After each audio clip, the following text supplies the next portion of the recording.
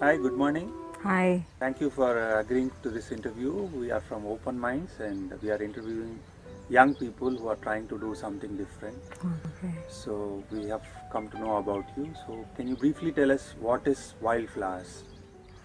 Wildflowers, as the name suggests, it's about basically about the wild, which means there is in the wild there is a lot of beauty. There is a rhythm. There is no external intervention that needs to happen. Things happen on its own. So similarly, man has also come from the wild, but we have cut ourselves from the nature and. For his own purpose or whatever it may be for. But the human beings, I mean, because they have cut themselves from the nature, um, there's a lot of problems in our life that we face. Uh, because of these disconnections, this could be one of the reason for the problems that human beings are facing. So the entire purpose is to bring ourselves close to nature and see the connection with the wild, and not to see wild as something very randomly presented or it's dangerous or something, but it's a beauty, it's rhythmic, and we as a part of the wild, I think that is one of the major concerns that we have, and we would try to do a lot of activities to bring that possible through this. Why have you chosen this rural setting for doing your work? Because it's closer to nature, more quiet, and this is a place I think people are missing these days, and fixed in the work and town and cities. So I feel people should come here and enjoy the nature and make as much use of the place as possible. So that is the reason why I've chosen this place. Okay.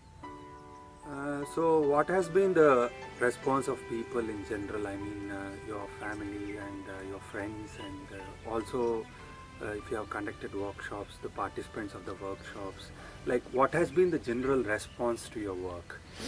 Actually, it's very positive. I was, in fact, initially I was little skeptical how people would take, but as I started working on this place and including my family, they started enjoying coming here because they were missing and they didn't know that what they were missing. So I think they could connect to nature. I mean, I do not have to say look at it, and I think there was already automatically that connection builds as you're there in the nature. So, and as well as my friends and relatives, and I think there was some initial skepticism about what's happening here, and what is it going to be here, and some people thought it's going to be of school type. So, but I think the reason for starting this, I think, will come over a period of time. People will understand it.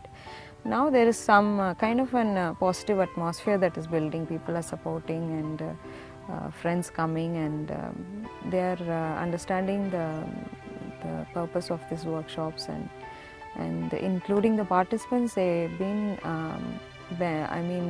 from their feedback, and I mean, when I see them enjoy the workshop, and I think it's moving in the right direction. So, where do you see yourself and your work in the next few years? Next few years, I think we have just begun. So, hoping to conduct more workshops. Right now, we'll be doing once in a month, one workshop. Sometimes for adults, and sometimes we'll be having for the children as well. So, the workshops will happen mostly in the nature, so mostly in village atmosphere. So this is one of the places, but wherever the nature is, I think that is where the workshops will happen. So it's not a fixed place here or something. So if there's some other place open up somewhere, and I think it can happen as well there. So So, So who has been the inspiration for for you to do this kind of work? Is there an idea, or is there a person, or any book, or any situation? so idea basically this came up because there was a longing to, to know why we are suffering, why there is this lot of problems that we face, and so to as you look into that, then for me there's this this missing connection with nature was one of the major reason for the suffering, is what I felt. So this is one of the reasons I thought for me as well. It's not only for others, but this gives me also a reason to connect to the nature and find meaning of my life. And in my journey I can take others along, and this is what it's a personal journey as well as to take others as well along this journey. And for me, my inspiration is my professor Avijit Pathak from JNU. So that's where I studied, and he has been my inspiration, because the way he took classes, the way he is with the students, and the way he looks at life, and that has actually touched me so deeply, and I could not think of anything else other than this, and that much he has influenced me, and so I cannot think of anyone else other than him at this point, and or at any other point. I think he's the only one who's inspired, and I think nature itself is an inspiration, and to just to touch it, and I think it can't leave you, so it will keep you in its loop. So it's going on that. So tell me something about this place.